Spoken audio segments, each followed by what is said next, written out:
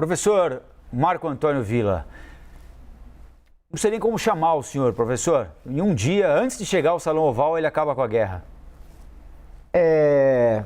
Fala de alguém absolutamente irresponsável, que desconhece os grandes assuntos diplomáticos internacionais e que prejudicou os interesses estratégicos dos Estados Unidos no mundo. A sua gestão enfraqueceu os Estados Unidos no mundo, as suas relações tanto com a China, com a Europa, né? Foi um verdadeiro desastre para os interesses estratégicos norte-americanos. Por exemplo, ele se encontrou com o presidente, o ditador da Coreia do Norte. Aquilo redundou em alguma coisa?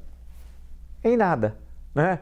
É bom lembrar, né? Fez todo aquele barulho, tal. Aquilo redundou. A Coreia do Norte parou de fazer os seus testes com aqueles mísseis atômicos. Ela de alguma forma abriu o país, etc. Não aconteceu absolutamente nada. Ao contrário, ele reforçou pela sua ação a ditadura e o ditador da Coreia do Norte.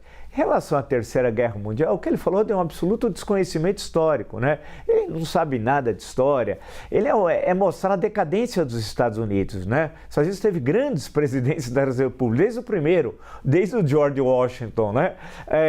Agora, teve no meio do caminho alguns que foram problemáticos, mas nenhum à altura baixa de Donald Trump. Como que ele pode? Ele conhece os dois, Zelensky e Putin, diz ele, e um dia vai resolver o conflito. Como? Ele não fala como. Sabe por que ele não fala como? Porque ele não sabe.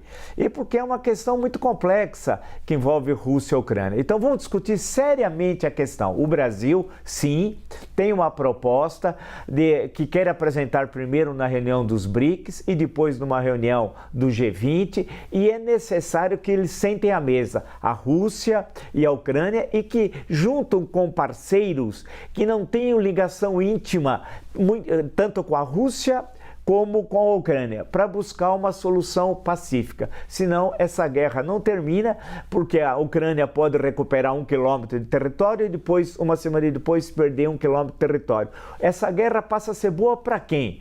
Para a Rússia não é, porque ela perdeu já milhares e milhares de soldados, centenas de tanques, mostrou que o seu exército é absolutamente ineficaz, né?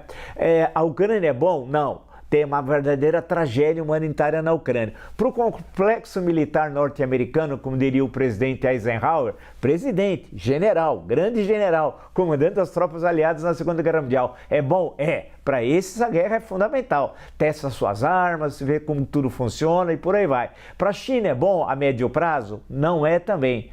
A curto prazo é porque a dependência russa em relação à China aumenta cada vez mais, mas a médio prazo não. Então é necessário discutir seriamente a questão. Ele é um falastrão, né?